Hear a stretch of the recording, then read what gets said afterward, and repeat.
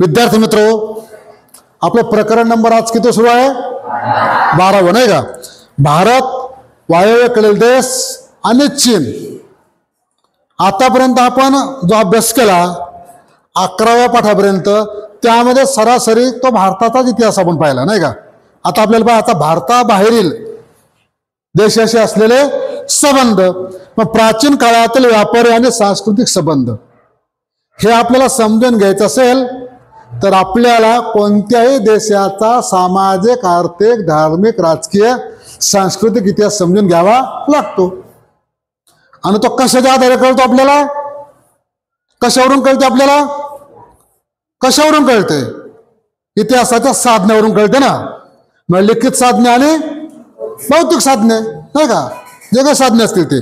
मग यामध्ये पहा आपल्याला काही गोष्टी इतिहासामध्ये कशावरून कळतात आपल्याला, किंवा कथा, चरितसार, त्यानंतर दीपवंश, महावंश आणि जातक कथा, यावरून आपल्याला भारताच्या 4000 वर्ष इतक्या प्रदीर्घ कालखंडातील ऐतिहासिक, सामाजिक, आर्थिक, धार्मिक, सांस्कृतिक परिस्थितीची माहिती आपल्याला या ठिकाणी मिळते.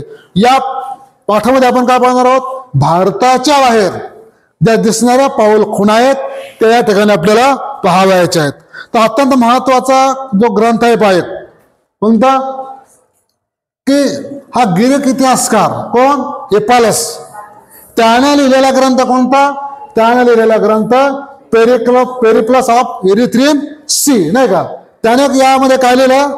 तांबडा समुद्र ते हिंदी महासागर, यामध्ये जो प्रवास वर्णन केलं त्याची इत्थंभूत माहिती आपल्याला ग्रंथामध्ये मिळते. त्याने या प्रवासामध्ये अचूक भौगोलिक रेखाटन केले आपल्याला दिसते. त्यावरून आपल्याला भारताबाहेर कोणत्या देशासोबत कशा पद्धतीने व्यापार झाला हे सुद्धा कळते.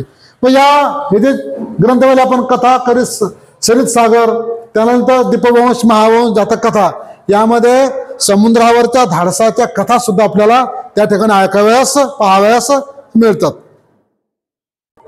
म्हणून आपल्याला कोणत्याही देशाचा इतिहास समजून घ्यायचा असेल तर आपल्याला त्या देशाची सामाजिक, आर्थिक, धार्मिक, राजकीय परिस्थिती लक्षात घ्यावी